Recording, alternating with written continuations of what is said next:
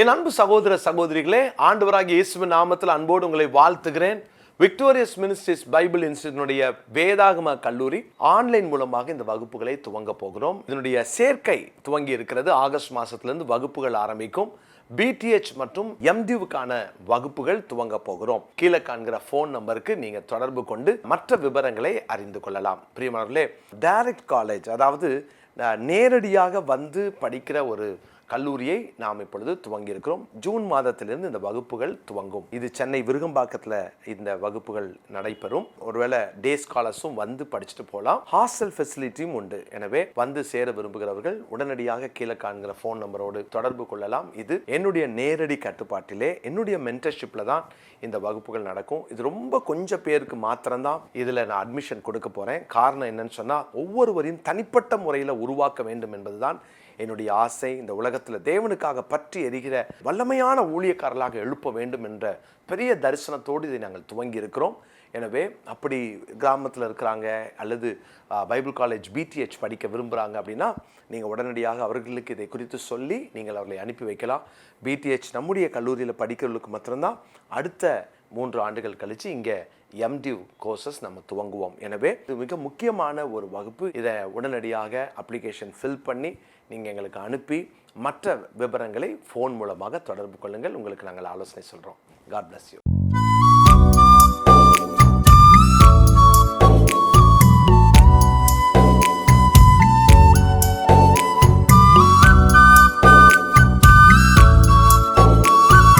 என் அன்பு சகோதர சகோதரிகளே, ஆண்டவராகிய இயேசு கிறிஸ்துவின் நாமத்தில் என் அன்பின் வாழ்த்துக்கள். இன்றைய முத்தின் மூலமாக உங்களை சந்திப்பதிலே மகிழ்ச்சி அடைகிறேன். ரோமர்களின் நிருபம் 12ஆம் அதிகாரம் 19வது வசனத்தை நான் வாசிக்கிறேன். ரோமர் 12:19. பிரியமானவர்களே, பழிவாங்குதல் எனக்குரியது, நானே பதில் செய்வேன் என்று கர்த்தர் சொல்லுகிறார் என்று எழுதியிருக்கிறபடியால் நீங்கள் பழி வாங்காமல் கோபாக்கனைக்கு இடம் கொடுங்கள். நீங்கள் பழி வாங்காமல், பழிவாங்குதல் எனக்கு உரியது என்று ஆண்டவர் சொல்லுகிறார். நான் பார்த்து கொள்ளுகிறேன், நீ பழி வாங்காத. ஒருவேளை நமக்குள்ள யாரையோ ஒருத்தரை பழி வாங்கணுன்ற எண்ணம் நமக்குள்ள வந்திருக்கலாம். நமக்குள்ள பழி வாங்கக்கூடிய ஒரு மனநிலையோடு கூட வாழ்ந்து கொண்டிருக்கலாம். ஏதோ ஒரு விதத்தில் உங்களுக்கு தீங்கு செய்த, உங்களை காயப்படுத்தின, உங்களை உடைத்த, உங்களுக்கு பின்னால் பேசின, உங்கள் முதுக குத்தின, அல்லது உங்கள் குடும்பத்துக்கு விரோதமாய் எழுந்த ஏதோ ஒரு காரியத்தை செய்த யாரையோ உங்களால் மறக்கவோ மன்னிக்கவோ முடியாமல் நீங்கள் பழி வாங்கணும் அப்படின்ற ஒரு எண்ணத்தோடு இருக்கலாம். நீங்கள் நினைக்கலாம், பிரதர் எனக்கு அப்படி ஒரு எண்ணமே எனக்கு இல்லை, அவங்க அப்படி வாழ்ந்தது உண்மைதான், எனக்கு அப்படிப்பட்ட சூழ்நிலையில் வழியாக கடந்து வந்திருக்கிறது உண்மைதான், ஆனால் நான் அவங்கள பழி வாங்க மாட்டேன் அப்படின்னு நீங்கள் நினைக்கிறீங்களா? இன்னொரு வார்த்தையில் நான் சொல்ல விரும்புகிறேன், அவங்களுக்கு ஏதாவது ஆயிட்டா நல்லா இருக்கும் அப்படின்னு நீங்கள் நினைக்கிறீங்களா? உங்களை வேதனைப்படுத்தினவங்களுக்கு ஏதோ ஒரு ஆபத்து, ஒரு பிரச்சனை வந்து விட்டால் உடனே நம்ம அதில் குளிர்காய்வோம் பார்த்தீங்களா? அதுவும் மனதளவில் அவங்கள பழி வாங்குறது தான் அர்த்தம். இன்னைக்கு நேரடியாக நீங்கள் பழி வாங்க மாட்டீங்க, ஆனால் ஏதோ ஒரு விதத்தில் அவங்க தண்டிக்கப்பட்டுட்டா உடனே நம்ம அதில் கொஞ்சம் குளிர்காய்வோம்ல. தேவனுடைய பிள்ளைகளே, ஆண்டவர் சொல்றாரு, பழி வாங்குதல் எனக்குரியது, நான் பார்த்துக்கிறேன் அப்படின்றார். அதனால கோபாக்கினிக்கு விட்டுன்னு சொல்றார். இன்னைக்கு பல நேரங்களில் தேவன் பழி வாங்க, தேவன் அங்கே பார்த்து கொள்ள நம்ம விட்டுறாம நம்ம என்ன பண்றோம் தெரியுமா? பழி வாங்குவதற்கு முயற்சிக்கிறோம். சங்கீதங்களின் புஸ்தகத்தில் 37ஆம் சங்கீதம் 8ஆம் 9வது வசனத்தை நான் வாசிக்கிறேன். சங்கீதம் 37ஆம் சங்கீதத்தின் 8, 9வது வசனம். கோபத்தை நெகிழ்ந்து உக்கிரத்தை விட்டுவிடு, பொல்லாப்பு செய்ய ஏதுவான எரிச்சல் உனக்கு வேண்டாம். பொல்லாப்பு செய்ய ஏதுவான எரிச்சல் உனக்கு வேண்டாம். இதுதான் பழி வாங்குறது. யார் மேலேயோ இருக்கிற கோபத்தில் அவங்களுக்கு பொல்லாப்பு செய்வதற்கு உங்களுக்குள்ள, உங்க இருதயத்துக்குள்ள ஒரு எரிச்சல் உள்ள இருக்குதா?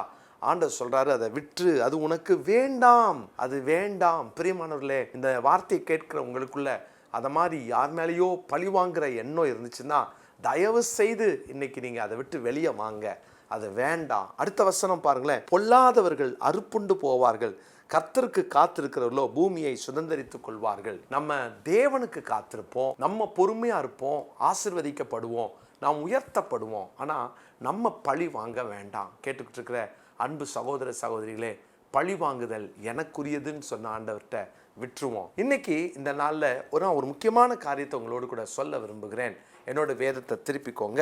உபாகமத்தின் புஸ்தகம் 32ஆம் அதிகாரம் 35வது வசனம். பழி வாங்குவதும் பதிலளிப்பதும் எனக்கு உரியது. ஏற்ற காலத்தில் அவர்களுடைய கால் தள்ளாடும். அவர்களுடைய ஆபத்து நாள் சமீபமாயிருக்கிறது. அவர்களுக்கு நேரிடும் காரியங்கள் தீவிரம் வரும். ஆண்டவர் சொல்றாரு, பழி வாங்குதலும் பதில் அளிப்பதும் எனக்கு உரியது. அப்போ முதல்ல நம்ம செய்ய வேண்டியது என்ன தெரியுமா? தேவன் கிட்ட அதை கொடுத்துருங்க. ஆண்டவர் கையில ஒப்பு கொடுத்துருங்க. ஆண்டவரே, உங்க என்னை வேதனைப்படுத்திட்டாங்க, காயப்படுத்திட்டாங்க, ஆண்டவரே நான் அதை உங்ககிட்ட விட்டுடுறேன் அப்படின்னு சொல்லிட்டு நீங்க ஃப்ரீ ஆயிடுங்க. நீங்க அதை மனசுல போட்டு அதோட கூட நீங்க படுக்கைக்கு போனீங்கன்னா அவங்க மேல இருக்கிற காயம் உங்க வாழ்க்கையை ரொம்ப பாதிக்கும். பிரியமானவர்களே, அது உங்களுக்கு பலவீனத்தை கொடுக்கும். இன்னும் சொல்ல போனா அது பிசாசு நுழைவதற்கு ஒரு கதவை திறந்து வச்ச மாதிரி ஆயிடும். தாவீது பாருங்க, அங்க உயர்த்தப்படுகிறான். தாவீது கொன்றது 10,000, சவுல் கொன்றது 1000 அப்படின்னு அந்த ஸ்திரீகள் முறையா பாடும்போது சவுலுக்குள்ள பயங்கரமான கோபம். உடனே தாவீதுக்கு மேல ராஜாங்கம் தான் இன்னும் அவன் கையிலுக்கு வரல, அதுக்குள்ள இவ்வளவு பெரிய உயர்வான்னு சொல்லி அவன் மேல காய்மகாரமாய் பார்த்தான். அதாவது தாவீதுக்கு ஏதாவது நடந்துராதா, தாவீதை கொன்ற மாட்டேனா, தாவீது செத்துற மாட்டானா, இதுதான் அவனுடைய எண்ணம். பாருங்க, பகையோடு படுக்கைக்கு போனான். வேதம் சொல்லுகிறது, தேவனால் விடப்பட்ட, அதாவது அனுமதிக்கப்பட்ட அந்த பொல்லாத ஆவி அவனுக்குள்ளாக, சவுலுக்குள்ளாக வந்து விட்டது. கதவை திறந்து வைக்கிறதுக்கு காரணம், பிசாசுக்கு இந்த டோரை திறக்கிறது எங்க தெரியுமா? நிறைய பேர் தெரியாம இருக்கிறாங்க. உங்களுக்குள்ள கசப்பு இருந்துச்சுன்னா அது பிசாசுக்கு நீங்க திறக்கிற கதவு. யார் மேலேயோ நீங்க ஒரு கசப்போடவே வாழ்றீங்க, அவங்களால ஏற்பட்ட காயத்து நிமித்தமாக உங்களுக்கு அவங்க மேல ஒரு கசப்பு இருக்குது இல்லையா? அதை வெளியில நீங்க காமிச்சிக்கல, ஆனா அது உங்களுக்குள்ள இருக்கு. அவங்களுக்கு ஒரு பிரச்சனை வந்தா, ஆபத்து வந்தா நீங்க சந்தோஷப்படுறீங்க. உங்களை அறியாம மனசுல ஏதோ ஒரு விதத்துல ஒரு மகிழ்ச்சி. இன்னும் சொல்ல போனா அதை யார்கிட்டையாவது சொல்லி மகிழ்வோம், இல்லைன்னா நம்ம நியாயப்படுத்துவோம். பாரு, எனக்கு விரோதமாக என்ன செஞ்சாங்க, என்ன நடந்துச்சு பாத்தியா அப்படின்னு நம்ம யார்கிட்டையாவது சொல்லி அதில் ஒரு சந்தோஷப்படுவோம். வேண்டாம். இன்னைக்கு அந்த தேவனுடைய சீட்டில் தயவு செய்து நீங்கள் உட்காராதீங்க. அந்த சிங்காசனம் கர்த்தருடையது. நான் பதில் அளிப்பேன், நான் பழி வாங்குவேன் அப்படின்னு சொல்லிட்டார்ல. அந்த சீட்டில் நீங்கள் உட்காந்து நானும் பார்க்குறேன் அப்படின்னு மனதளவில் கூட யார் மேலேயும் கசப்பு வைக்காதீங்க. பிரியமானவர்களே, இன்றைக்கி ஒரு வேளை அப்படிப்பட்ட ஒரு எண்ணம் இருந்துச்சுன்னா ஆண்டவர்கிட்ட விட்டுருங்க. ஆண்டவரே, நான் மன்னிச்சிருங்க, என் வாழ்க்கையில் இந்த மாதிரி ஒரு எண்ணம் எனக்குள்ளே இருந்துட்டு இருக்குது, எனக்கு இதை விட்டு நான் வெளியே வரணும் அப்படின்னு கொஞ்சம் ஆண்டவர் சமூகத்தில் அறிக்கை பண்ணுங்க. ஆண்டவர்கிட்ட சொல்லுங்க, உங்கள் வேலையை நான் செய்ய விரும்பினேன் ஆண்டவரே, நான் பழி வாங்கலாம், நான் பதில் அளிக்கலாம், நானே ஏதாவது பண்ணலான்னு நான் நினச்சேன், என்னை மன்னிச்சிருங்க ஆண்டவரேன்னு சொல்லி இன்னைக்கு உங்கள் காயம், உங்கள் கசப்பு, உங்கள் வேதனை, உங்களுடைய வலிகள் எல்லாம் ஆண்டவர்கிட்ட கொடுத்துட்டு நீங்கள் நிம்மதியாக இருங்க. அப்போ தான் ஜெபிக்க முடியும், அப்போ தான் பிசாசை துரத்த முடியும், அப்போ தான் நீங்கள் சமாதானமாக இருக்க முடியும். தெசலோனிக்கேயருக்கு இருக்கிறதுன 2ஆம் நிருபம் 1ஆம் அதிகாரம் 5ஆம் 6ஆம் வசனங்கள். நீங்கள் தேவனுடைய ராஜ்யத்து நிமித்தம் பாடு அனுபவிக்கிறவர்களாக இருக்க அந்த ராஜ்யத்திற்கு நீங்கள் பாத்திரர் என்று எண்ணப்படும்படிக்கு தேவன் நியாயமான தீர்ப்பு செய்கிறவர் என்பதற்கு இதுவே அத்தாட்சியா இருக்கிறது. உங்களை உபத்திரவப்படுத்துகிறவர்களுக்கு உபத்திரவத்தையும் உபத்திரவப்படுகிற உங்களுக்கு எங்களோடு கூட இளைப்பாறுதலையும் பிரதிபலனாக கொடுப்பது தேவனுக்கு நீதியாய் இருக்கிறதே. உங்களை உபத்திரவப்படுத்துகிறவர்களுக்கு உபத்திரவத்தையும் உபத்திரவப்படுகிற உங்களுக்கு எங்களோடு கூட இளைப்பாறுதலையும் பிரதிபலனாக கொடுப்பது தேவனுக்கு நீதியாக இருக்கிறது. எனவே ஆண்டவர் அதை பார்த்துக்கிட்டோன்னு சொல்லி நீங்கள் விட்டுருங்க. நீங்கள் தேவனுடைய அந்த சீட்டில் நீங்கள் உட்கார்ந்து நீங்கள் ஏதோ ஒன்று செய்யலான்னு முயற்சித்து நீங்கள் தயவு செய்து அங்கே உங்களுடைய வாழ்க்கையில் ஆசீர்வாதத்தை இழந்துடாதீங்க.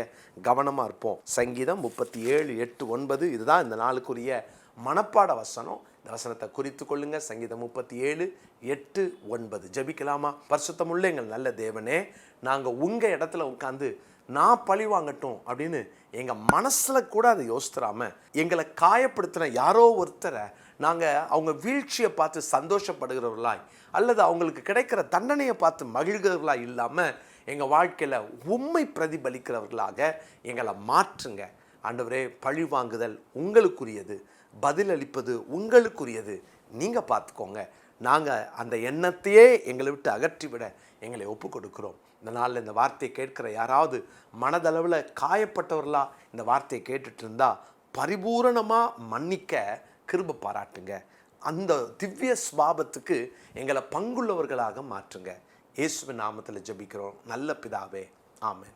என் அன்பு சகோதர சகோதரிகளே, நம்முடைய விங்ஸ் ஆஃப் விக்டரி ஐஏஎஸ் அகாடமியை குறித்த சில காரியங்களை சொல்ல விரும்புகிறேன். புது பேட்சுக்கான சேர்க்கை நடைபெற்று கொண்டிருக்கிறது. நமக்கு அடுத்த மாசத்துல ரிட்டன் எக்ஸாம் இருக்கு. அதுக்கு அடுத்த மாசத்துல அதில் பாஸ் ஆகிறவங்களுக்கு டைரக்ட் இன்டர்வியூவோட கூட தரிசனம் உள்ள இளைஞர்களை நாம் யூபிஎஸ்சிக்காக ப்ரிப்பேர் பண்ணிட்டு இருக்கிறோம். ஆண்டவருடைய பெரிதான கிருபையினால இந்த வருஷத்தில் நான் நிறைய ரிசல்ட்டை நாங்கள் எதிர்பார்க்குறோம்.